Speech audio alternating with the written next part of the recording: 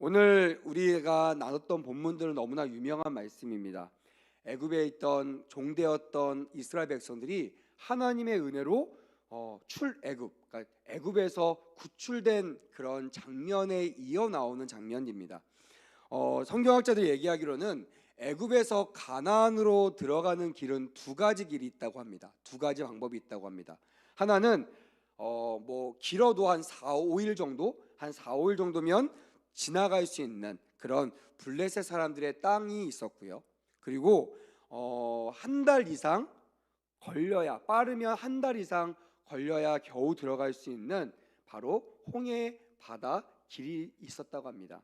오늘 하나님이 이스라엘 백성들을 인도할 때 빠르고 쉽게 갈 수 있는 길이 아니라 한 달 이상, 최소 한 달 이상 걸리는 그 힘든 길, 그 고난의 길, 그 광야의 길로 우리를 인도하셨습니다. 그래서 오늘 그 이유가 무엇인지, 또 이 광야를 통해서 우리에게 주시는 메시지가 무엇인지를 여러분들과 제가 나누면서, 혹 여러분들이 쓴물 가운데 있으시면, 혹 여러분들이 광야 가운데 있으시면 오늘 이 말씀이 여러분들을 단물로 바꾸는, 또한 가나안이 아닌 홍해가 아닌, 광야가 아닌 가나안 땅으로 인도하는 그런 은혜가 있기를 주님의 이름으로 축복합니다. 아멘. 자, 그럼 하나님이 백성들을 이렇게 한 달 이상 걸리는 그 홍해 광야의 길로 인도하셨던 이유가 뭘까요? 성경은 두 가지로 우리에게 핵심적으로 말씀하고 있습니다. 첫 번째는 출애굽기 13장 17절부터 18절 말씀, 제가 자막을 준비했거든요. 한번 읽어보겠습니다. 시작. 바로가 백성을 보낸 후에 블레셋 사람의 땅의 길을 가까울지라도 하나님이 그들을 그 길로 인도하지 아니하셨으니 이는 하나님이 말씀하시기를 이 백성이 전쟁을 하게 되면 마음을 돌이켜 애굽으로 돌아갈까 하였음이라. 그러므로 하나님이 홍해의 광야길로 돌려 백성을 인도하심에 이스라엘 자손이 애굽 땅에서 대열을 지어 나올 때에라고 기록하고 있습니다. 여기에 노란색으로 되어 있는 그 절을 보면요, 첫 번째 그 이유가 분명하게 기록되어 있습니다. 그 이유가 뭡니까? 전쟁이 일어날 때 다시 애굽으로 돌아가지 않도록, 좀 좋은 말로 돌아가기인데 좀 심한 말로 얘기하면요, 다시 되돌아가는 거예요. 다시 후퇴하고 내가 있었던 죽음의 자리, 소망이 없던 자리로 다시 기어 들어가지 않기 위해서 하나님께서 이들을 그렇게 갈 수 없는 머나먼 길, 다시 돌아갈 수 없는, 돌아갈 생각조차 할 수 없는 광야길을 선택하셨다라고 성경은 기록하고 있는 것입니다. 또한 두 번째 이유가 성경에 기록되어 있는데요, 이번에는 여호수아 말씀에 기록되어 있습니다. 여호수아 4장 23절부터 24절 말씀, 또한 자막이 준비되어 있으니까 한번 외쳐서 읽겠습니다. 시작. 너희의 하나님 여호와께서 요단물을 너희 앞에서 마르게 하사 너희를 건너게 하신 것이 너희의 하나님 여호와께서 우리 앞에 홍해를 말리시고 우리를 건너게 하심과 같았나니 이는 땅의 모든 백성에게 여호와의 손이 강하신 것을 알게 하며 너희가 너희의 하나님 여호와를 항상 경외하게 하려 하심이라 하라. 할렐루야. 요단강을 건널 때와 같은 마음, 같은 의도로 홍해 바다를 건너게 하셨다라고 성경은 주목하고 있는 것입니다.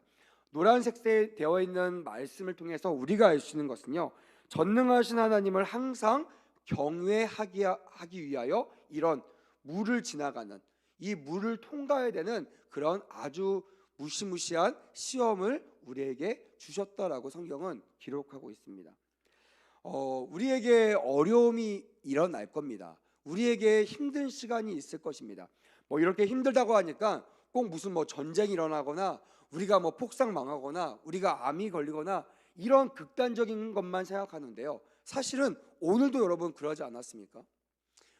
우리 찬양 인도하신 전사님이 오늘 금요일은 정말 예배하기 어려운 날이라고 하더라고요.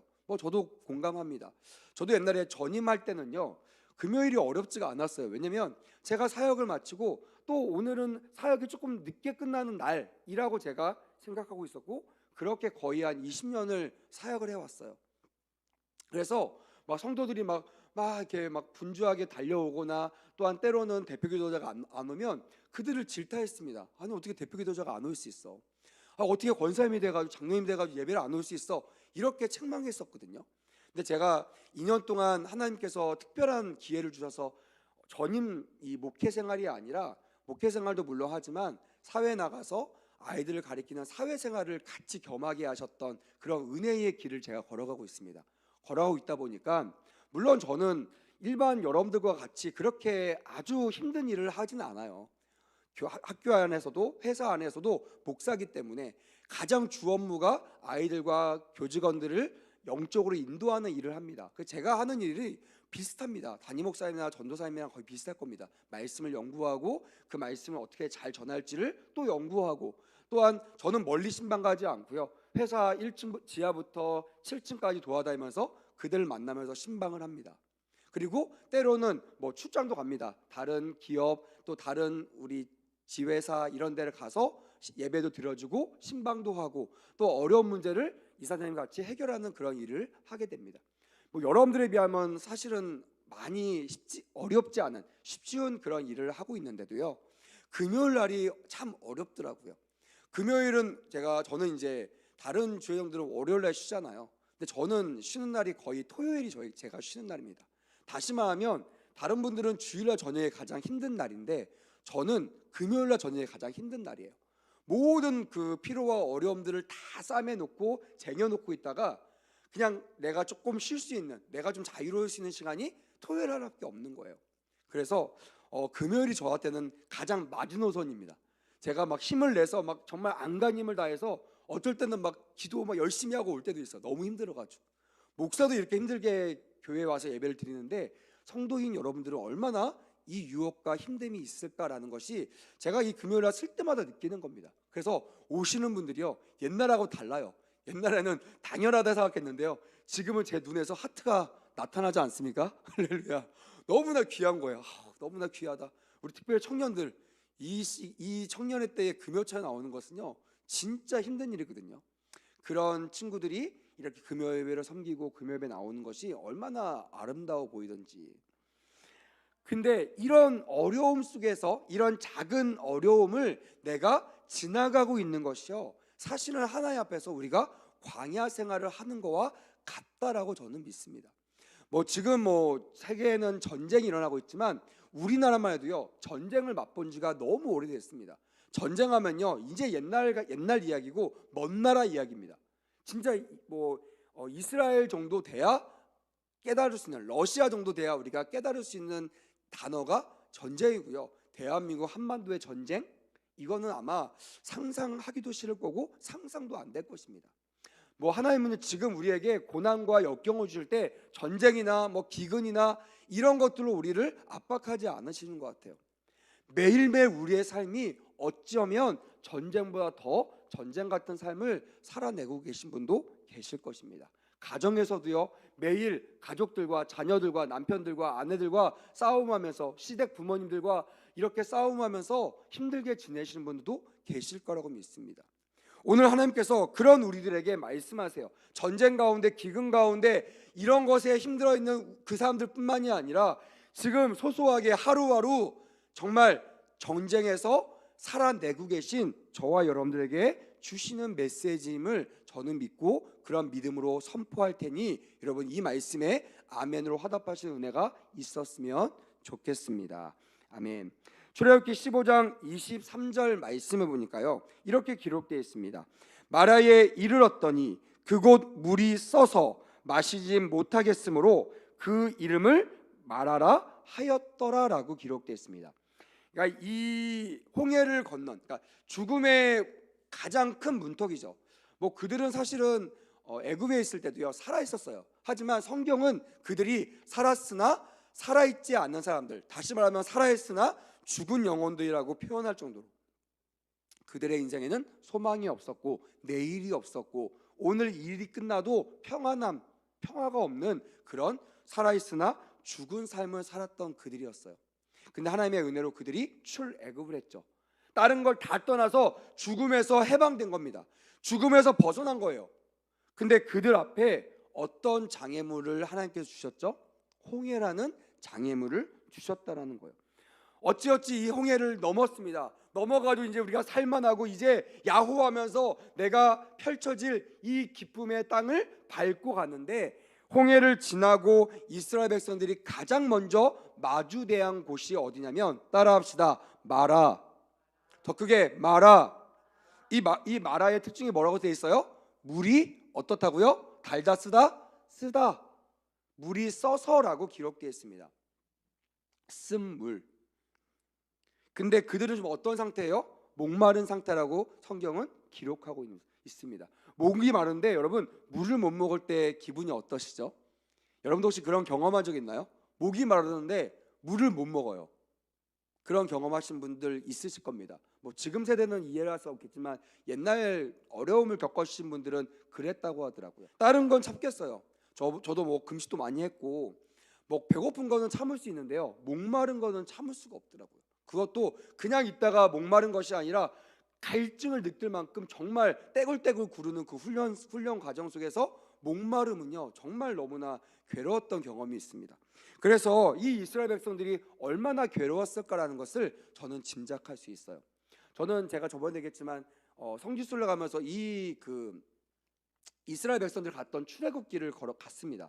물론 저는 걸어가지 않았어요. 저는 아주 제네시스라는 아주 큰 차, 멋있고 에어컨도 잘 나오고 그 안에 냉장고도 있는, 그래서 물을 꺼내면 아주 시원한 물을 먹을 수 있는 그런 큰 버스를 타고 갔지만, 잠깐 그 출애굽 뭐라고 하죠?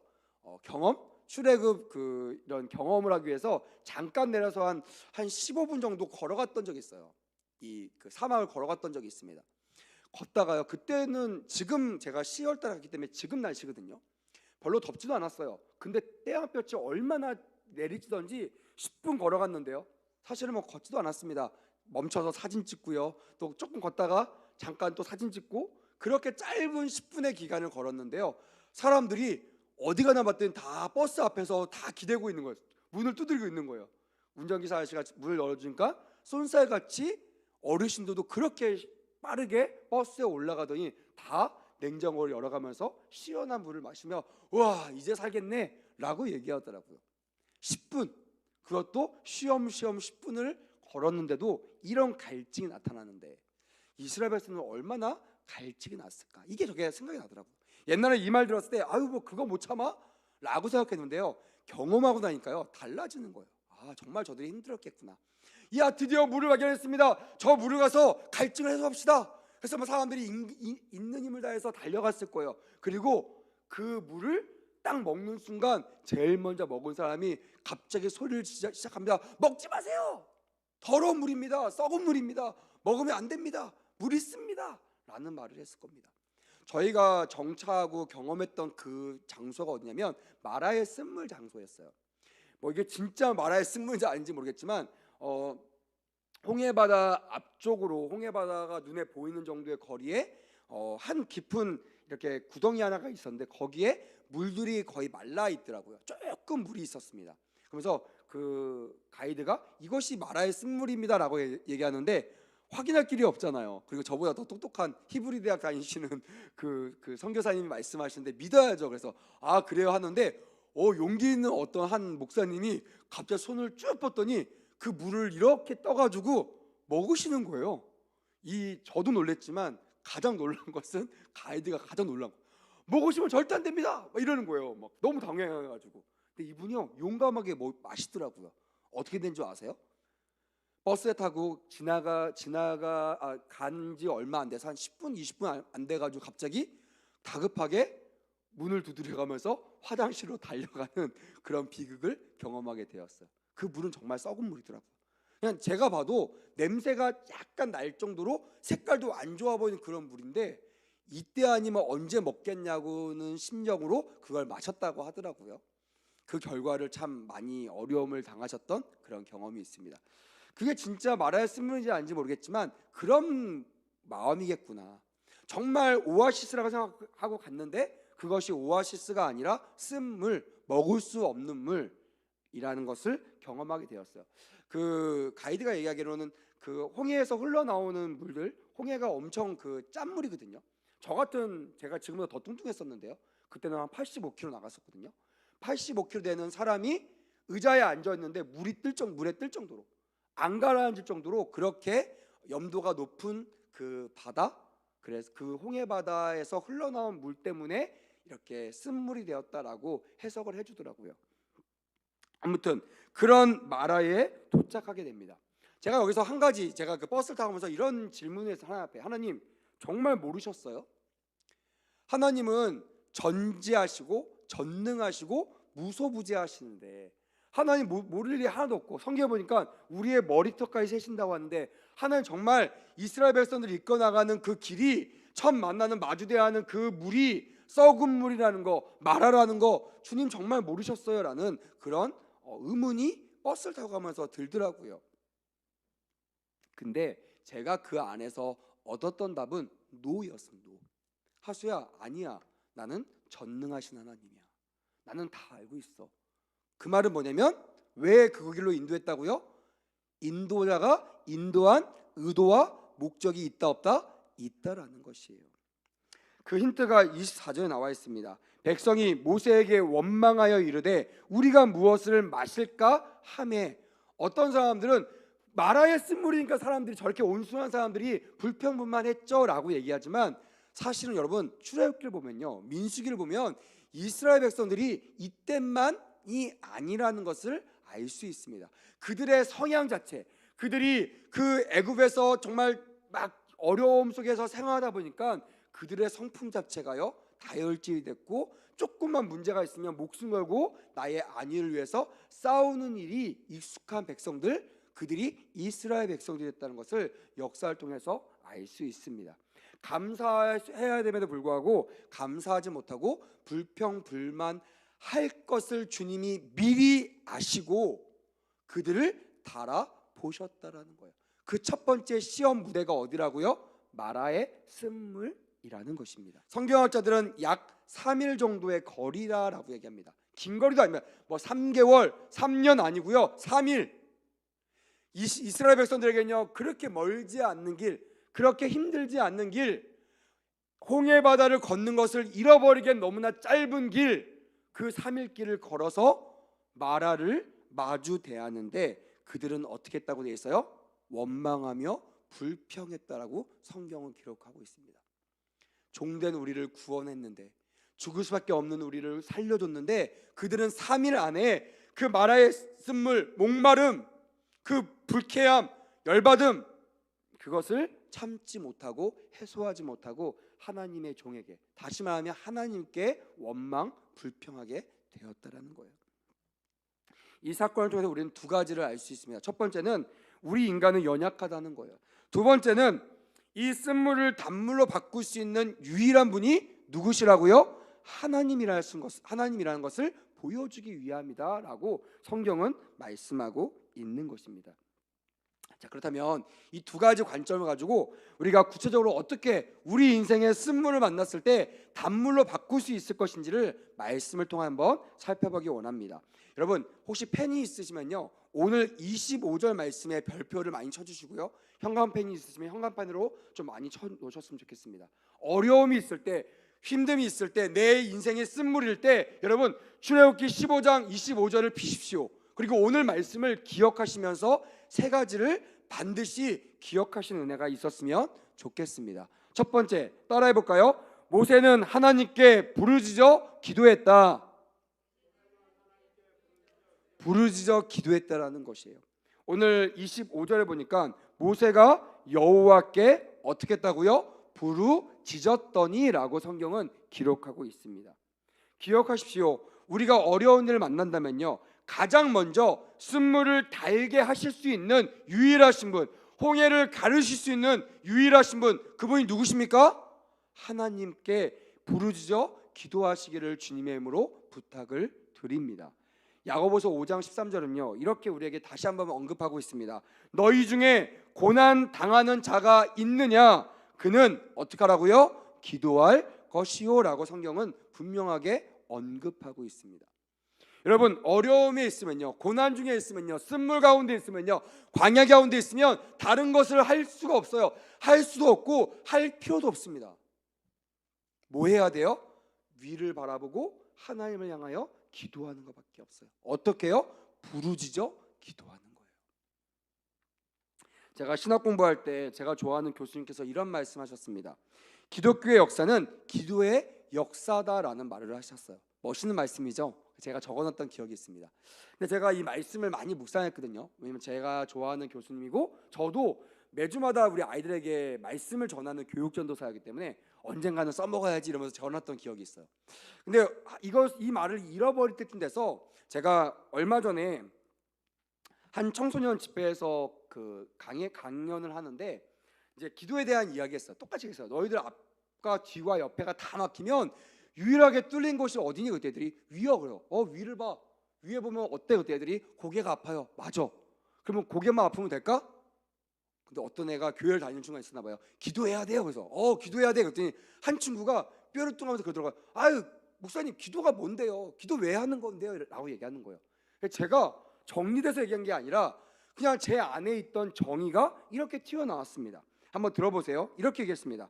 기도는 하나님이 당신의 백성들에게 주신 언약이고 하나님의 자녀들의 믿음의 고백이다라는 아주 멋있는 말을 했습니다. 누가 했다고요? 제가 했습니다. 할렐루야. 멋있지 않나요? 제가 말하고도 제법 좀 괜찮은 말인데 라는 생각을 하게 되었어요. 이 말을 했던 이유가 뭐냐면요, 제가 그 전날 예레미야 33장 2절부터 3절 말씀을 묵상하고 있었거든요. 이 말씀이 뭡니까? 이를 행하시는 여호와, 그것을 만들어 성취하시는 여호와, 그의 이름을 여호와라 하는 이가 이와 같이 이르시로다. 뭐라고요? 너는 내게 부르짖으라. 내가 내게 응답하겠고 내가 알지 못하는 크고 은밀한 일을 내게 보이리라 라는 말씀을 묵상하고 있었습니다. 믿어지시면 큰 소리로 아멘. 아멘.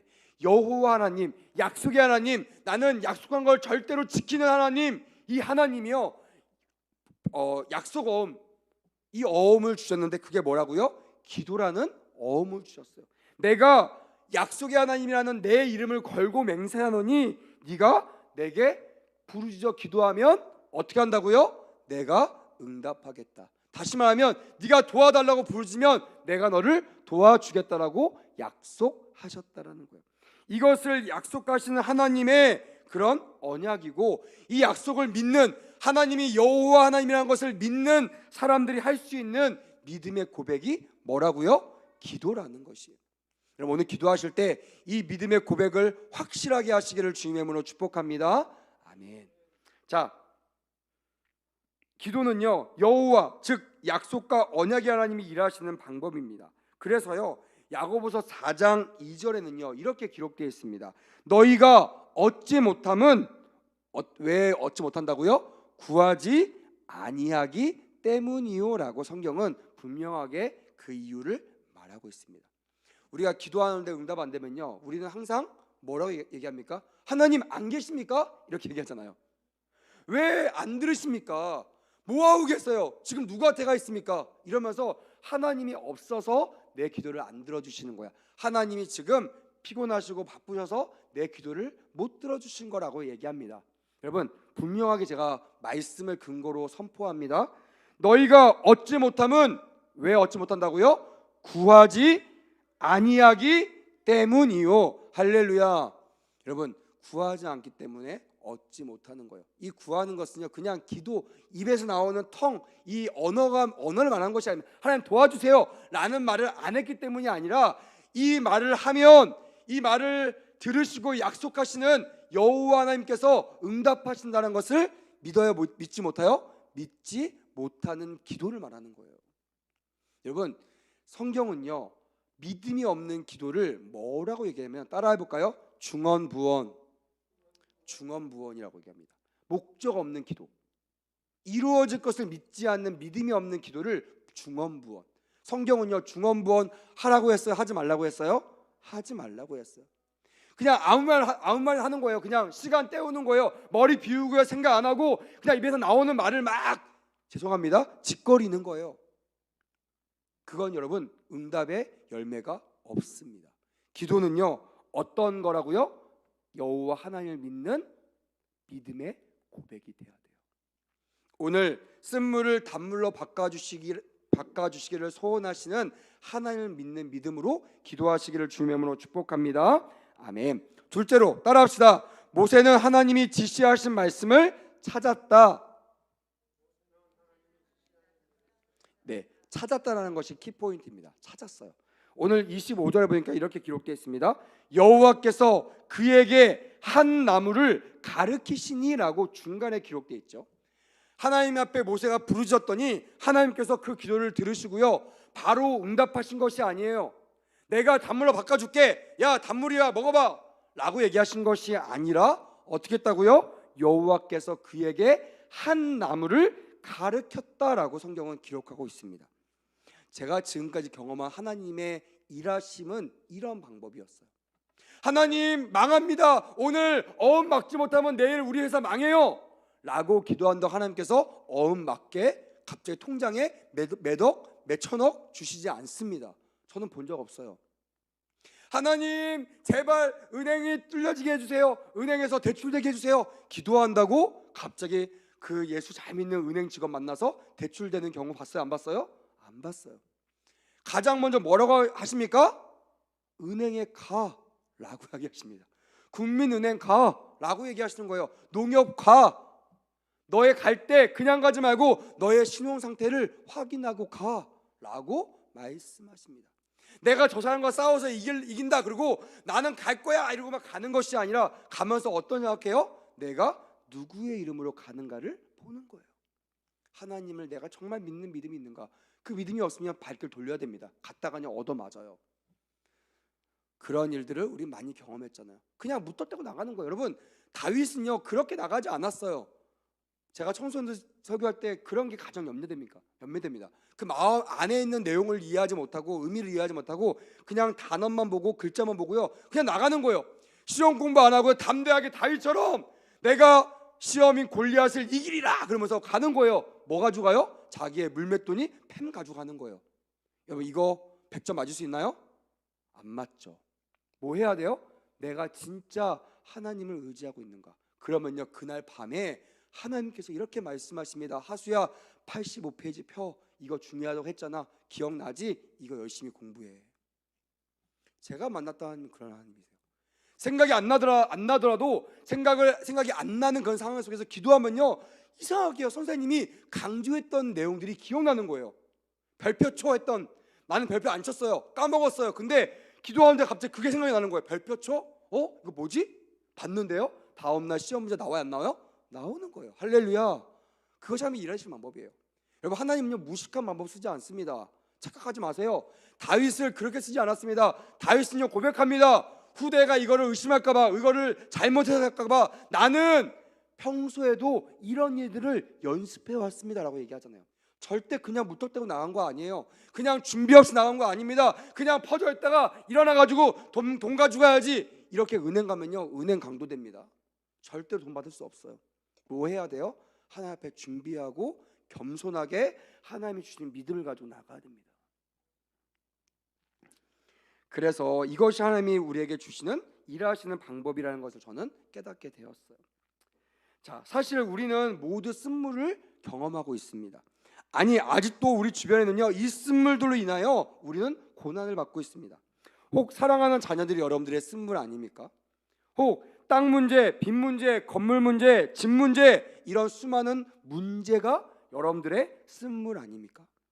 열악한 육체, 부족한 환경, 금수저냐 은수저냐 흙수저냐 수저론을 가지고 나의 인생을 비관하는 환경 이런 것들이 우리의 쓴물 아닙니까? 마지막으로 불안한 정세, 나는 잘하고 싶은데 세계가요 우리를 가만 놔두지 않아요. 전쟁에 가장 민감한 나라가 어디예요? 한반도잖아요. 누가 전쟁 비슷한 것만 했다고 해도 부들부들 떠는 거, 그 불똥 튀어가지고 우리가 그 영향을 받을까 두려워하는 우리 민족에게 있어서 주변에 너무나 가까운 곳에 전쟁들이 일어나고 있습니다. 거기에 뉴스 보면요 뭐 북한 뭐 무기를 그들이 가지고 있었다 이런 얘기 들으면서요 여러분 마음이 막 떨리지 않습니까? 막 저는 기도가 나오더라고요.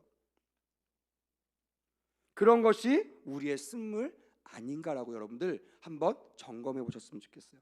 만약 그것이 여러분들의 쓴물이라면, 여러분들 지금 쓴물을 마시고 있는, 쓴물 앞에 마주대하고 있는 상황이라면 하나님이 제시하는 지침을 바르게 깨닫고 그 지침대로 나아가시는 은혜가 있기를 주님의 이름으로 축복합니다. 아멘. 마지막 세 번째입니다. 모세는 지시하는 말씀대로 따라합시다. 순종했습니다. 가장 중요한 게 순종입니다. 마지막 우리가 기도하고요, 하나님이 주시는 뜻을 깨달은 것도 너무나 중요한데요, 여러분, 그것만 가지고 기적을 경험할 수가 없어요. 이게 중요한 거, 이게 포인트입니다. 가장 좋은 마침표는요, 순종이라는 마침표예요. 믿으시면 큰 소리로 아멘. 기도를 해야 되는 거예요. 하나님 앞에 작정하고 기도를 하고 하나님의 뜻을 분별하고, 그리고 뭐예요? 하나님의 정해주신 일을 해나가야 됩니다. 마지막 부분은요, 25절에 이렇게 기록되어 있습니다. 그가 물에 던지니 물이 어떻게 되었다고요? 달게 되었더라라고 되어 있어요. 기도했습니다. 그래서 그 기도를 들고 하나님이요, 나무와 나뭇가지 하나를 딱 지목하시고 저거를 던져라, 그러면 살리라라는 말씀하셨겠죠. 그 말 듣고 에이 말도 안 돼요. 뭐 저 나뭇가지 던다고 무슨 뭐가 일어나겠어요? 아 귀찮아, 저 목말라요. 갈 힘이 없어요. 이러면서 주저앉아 있으면요, 절대로 쓴물이 단물이 되는 기적을 경험할 수가 없을 것입니다. 근데요, 이 모세는 하나님의 말씀에 순종했습니다. 그렇게 해서 하나님이 정해주신 이 나무를 꺾어 물에 던질 때 어떤 역사가 일어났다고요? 쓴물이 단물로 변화되는 놀라운 역사를 경험하게 되었다라는 거예요. 여러분 한번 생각해 보십시오. 여리고성이 언제 무너졌죠? 한 바퀴 돌 때요? 두 바퀴 돌 때요? 아니죠. 마지막 날 마지막 바퀴를 돌 때, 그리고 함성을 질러라 라는 명령에 따라 함성을 지를 때 여리고성이 무너진 것을 기억하시기를 주님의 이름으로 부탁을 드립니다. 아멘. 나아만 장군이 언제 문둥병이 치료됐죠? 첫 번째 들어가서 자기 몸을 씻을 때 그런 역사가 일어났을까요? 아닙니다. 마지막 7번째 몸을 담그고 일어났을 때 그의 피부가 아기 피부 같은, 문둥병의 피부가 아기 피부 같은 그 피부로 변화되었다라고 성경은 증언하고 있는 것입니다. 가나안의 혼인잔치는 언제 물이 포도주가 되었죠? 예수님이 기도하셨을 때요? 명령하셨을 때요? 아니에요. 성경에 보니까 6 항아리의 물을 가득 어디까지? 아기까지 채울 때, 그때 연회장이 칭찬하는 아주 맛있는 포도주로 변화되는 기적을 경험했다고 되어 있습니다. 여러분 이런 유의 기사들은요, 성경에 너무나 많이 기록되어 있어요. 근데 우리는요, 우리가 편한 것만 봅니다. 어떤 사람은 부르짖어라 그랬더니 기도만 주구장창 하는 거예요. 하나님 도와주세요, 도와주세요, 도와주세요. 하나님이 안 도와주신 것이 아니에요. 도와준다고 했어요. 말씀하셨어요. 가라, 저 사람 만나, 저 은행 가, 너의 죄를 저 사람한테 고백해 라고 얘기하는데, 그거 안 듣고 그게 정답을 생각하지 않고 그냥 기도만 하는 거예요. 하나님 도와주세요. 그러니까 경험할 수 없는 것이에요. 어떤 사람은 깨달아요. 아 이래야 되나 저래야 되나. 근데 문제는 뭐예요? 해요 안 해요? 안 하는 거예요. 아 어떻게 해요? 창피한데 나 체면이 있지. 하나님 살아계시면 저 사람 나한테 와가지고요, 이 하나님의 이 뜻이 진짜라는 것을 깨닫게 해주세요. 대다수 많은 사람들이 이 유혹에 넘어가더라고요. 하나님 말씀하셨는데요, 그대로 행하는 것이 아니라 하나님 확인시켜 주세요. 아무것도 안 하는 거예요. 확인시켜 주세요. 여러분 손해보는 게 누굴까요? 하나님일까요? 우리일까요? 우리죠. 그래서 경험하지 못하는 거예요. 이때 필요한 게 뭐예요? 여호와 하나님, 야훼 하나님을 붙잡는 거예요. 약속의 하나님. 말씀 주셨으니까 이 말씀을 내가 살아가겠습니다. 그리고 나가면요, 하나님의 놀라운 기적을 경험하게 되는 것을 믿으시기를 주님의 이름으로 축복합니다. 아멘. 말씀을 맺도록 하겠습니다. 저희가 다음 주에 이제 우리 백운 호수 음악회를 합니다. 우리 목사님도 자주 말씀하셨듯이 우리 단순히 뭐 정부한테 돈을 얻어가지고 그 돈을 가지고 지역사한테 이바지하기 위해서 이 잔치를 하는 것이 아님을 깨달으시기를 주님의 이름으로 축복합니다. 아멘. 우리 백운호수교회 유일한 교회인 이 백운호수의 유일한 교회인 백운호수 교회가 구원의 방주 역할을 감당하기 위하여, 다시 말하면 우리 교회에 수많은 불신자들, 가난한 성도들이 와서 짧지만 우리 목사님의 말씀, 우리 사람 성도들의 얼굴에 나와 있는 그런 메시지를 통하여 예수를 믿고자 하는 마음이 생기기를 원하는, 그래서 구원하기를 원하는 하나님의 초청장임을 여러분들이 기억하셔야 돼요. 그래서 항상 기도하고요, 준비하셨으면 좋겠고요. 아예 뭐 기도하고 뭐 나 저 사람 왔으면 좋겠는데 라고 끝내지 마시고요. 어떻게 해요? 찾아가야 됩니다. 그리고 지난주에 드렸죠. 2개의 초청장 꺼내셔서 과감하게 내미십시오. 그리고 초청하십시오. 우리 교회에서 이 음악회 하는데 너무 멋있는 팀이 온대. 아줌마 한번 와봐. 아저씨 한번 오세요. 형제님 한번 와주세요. 한번 와볼래? 이렇게 초청할 때요, 하나님께서 쓴물을 단물로 바꾸시는 기적을 우리에게 보여주실 줄 믿습니다. 아멘. 오늘 이 밤에 기도하실 때 그냥 기도하지 마십시오. 시간 때우지 마세요. 죄송합니다, 응답이 안 돼요. 전 되게 많이 했어요. 43년 동안 이렇게 기도를 많이 해봤습니다. 절대 기도 안 됩니다. 4시간도 이렇게 기도해봤어요, 중원부원으로. 근데 하나님께서 아무런 일도 일어나지 않으시더라고요. 근데 내가 정말 말씀 부여잡고요, 이 말씀을 의지하면서 기도하잖아요. 1분 기도해도요, 여러분, 하나님의 역사가 일어나게 될 줄 믿습니다. 아멘. 이왕이면 더 하나님 앞에 깊이 나가서 하나님이 원하시는 뜻을 분별하고 정말 이 마라의 쓴물에 나뭇가지를 던지시는 그런 기적의 밤 되시기를 주님의 이름으로 축복합니다. 아멘.